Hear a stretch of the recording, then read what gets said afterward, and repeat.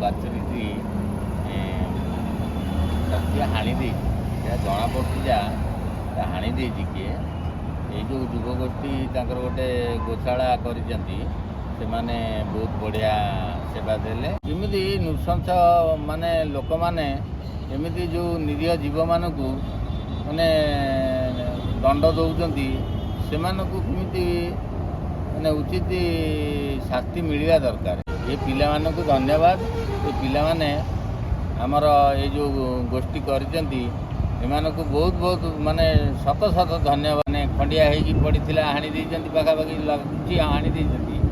ସେମାନେ ଭଲରେ ଭଲରେ ମାନେ କରିକି ଗଲେ କାମଟି। ଆଉ 2-4 ଦିନ ପରେ ଆଉ ଥରେ ଆସିକି କରିବେ। ଯେଉଁ କଥା ହେଲୁ ସେ ବରଂ ଠିକ୍ ଅଛି।